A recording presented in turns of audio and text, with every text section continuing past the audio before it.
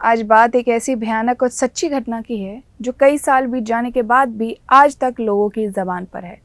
बातों बातों में लोग इस घटना का जिक्र करते हुए एग्जाम्पल देते नहीं चूकते हैं। जी हाँ, हम बात करने वाले हैं भारत से 6000 किलोमीटर दूर अफ्रीका के एक छोटे से देश रवांडा की।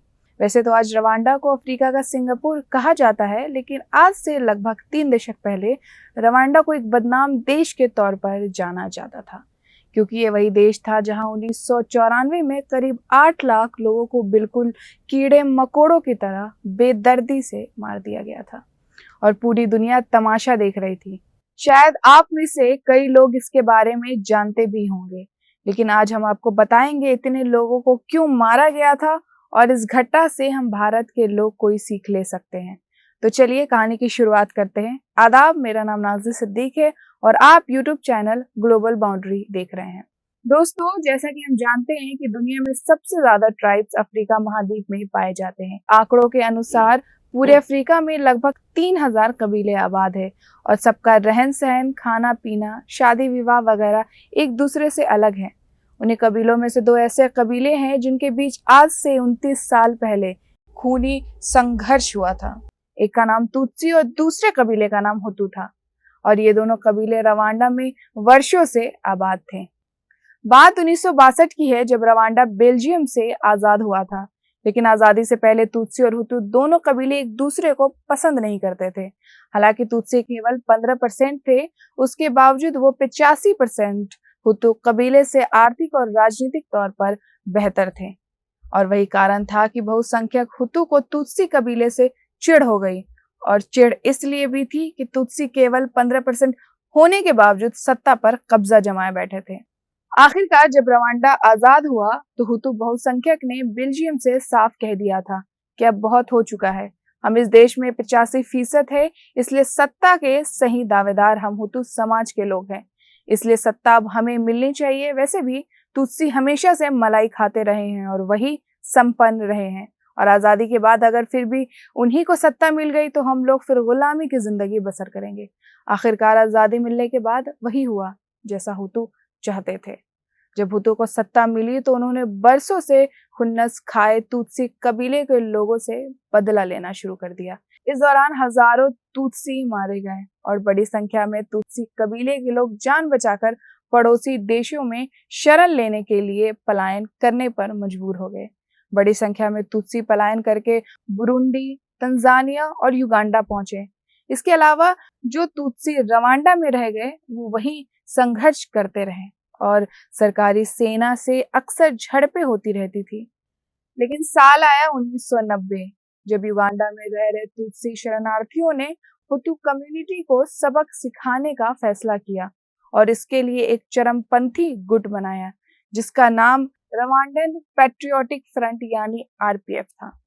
उन्होंने मिलिट्री ट्रेनिंग और हथियार हासिल करके रवांडा पर हमला करना शुरू कर दिया और उनका मकसद रवांडा में अपनी सरकार बनाना था।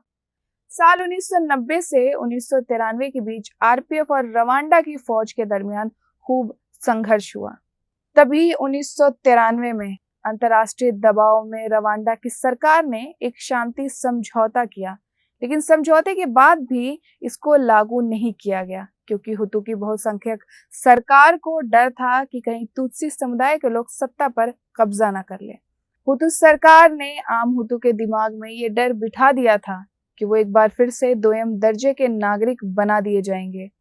ये सब सुनकर हुतू समाज तुत्सी समुदाय के खिलाफ नफरत से भरा हुआ था। तभी तारीख आती है 6 अप्रैल 1994, जब रवांडा की राजधानी किगाली से बाहर सेना का हेलीकॉप्टर जमीन पर धड़ाम से गिरता है और वहां हाहाकार मच जाता है, क्योंकि इस हेलीकॉप्टर में रवांडा के राष्ट्रपति जुवेनल हैबियारिमाना थे और उनके साथ बुरुंडी के भी राष्ट्रपति थे, और इस हादसे में दोनों मारे गए। ये तंजानिया से एक समिट में हिस्सा लेकर किगाली वापस लौट रहे थे।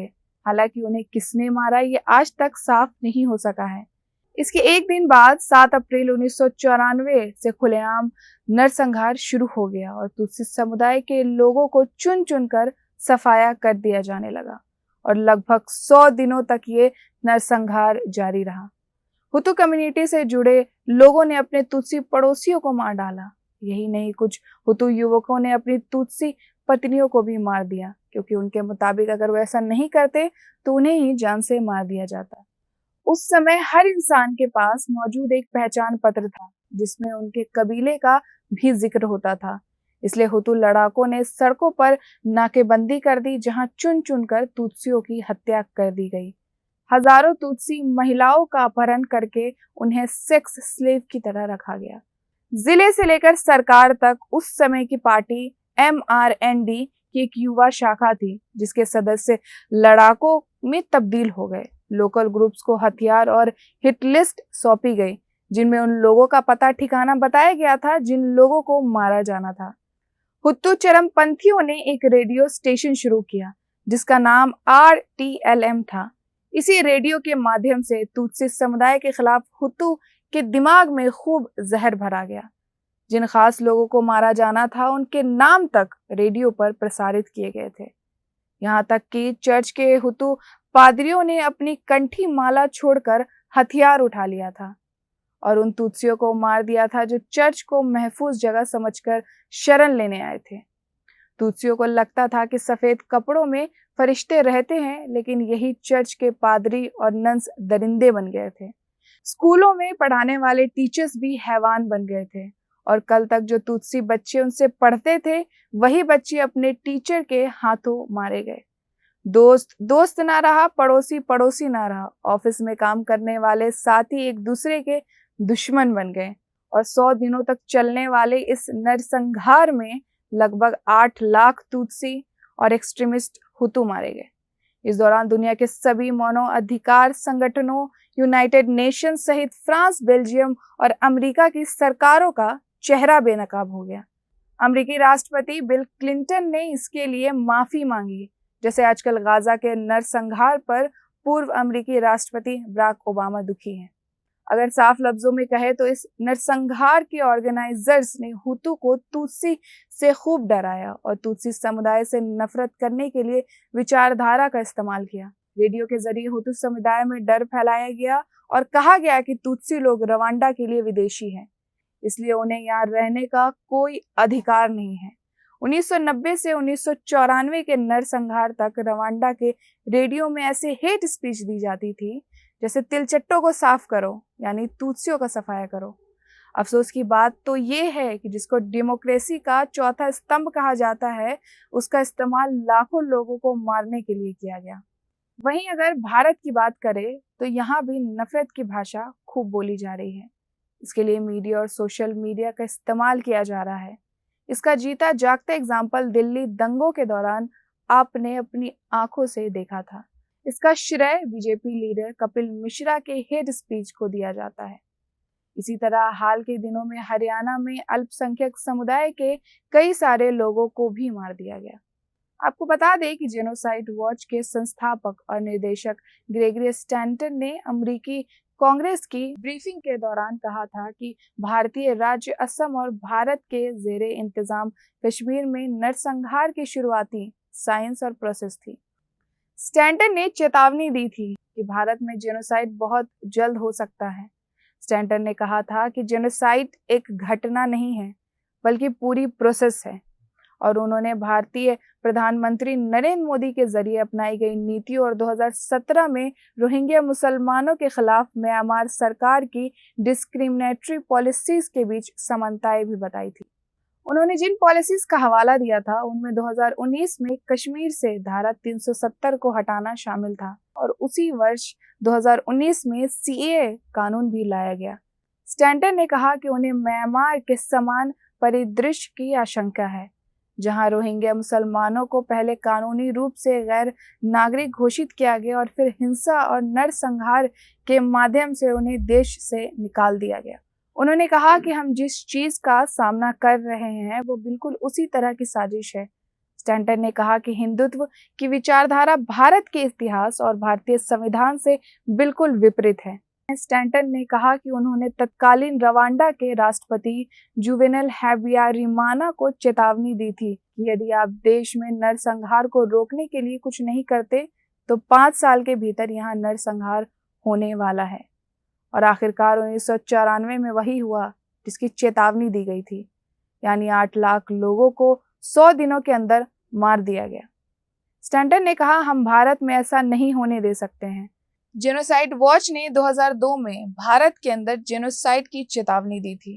भारत में एमनेस्टी इंटरनेशनल के पूर्व प्रमुख आकार पटेल ने बताया कि इन रिपोर्टों को बहुत गंभीरता से लिया जाना चाहिए। नई दिल्ली स्थित पूर्व सूचना आयुक्त एम अंसारी ने रिपोर्ट को चिंताजनक बताया।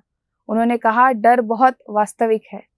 इसी साल मुसलमानों के खिलाफ सामूहिक हत्याओं और हथियारों के इस्तेमाल की अपील की गई। दिल्ली यूनिवर्सिटी के प्रोफेसर अपूर्वानंद ने अल जजीरा के लिए एक लेख में लिखा था कि भाजपा के नेतृत्व में भारत दुनिया में मुसलमानों और ईसाइयों के लिए सबसे खतरनाक देशों में से बन गया है। उन्हें शारीरिक, मनोवैज्ञानिक और आर्थिक रूप से प्रताड़ित किया जा रहा है। इन तमाम बातों को ध्यान में रखते हुए ये बात कही जा सकती है कि अगर समय रहते सही कदम नहीं उठाए गए तो भारत की स्थिति भी कुछ अच्छी नहीं कही जा सकती है। बल्कि इस पूरी घटना को आप किस नज़र से देखते हैं और आपको रवांडा के इस नरसंहार से क्या सीख मिलती है?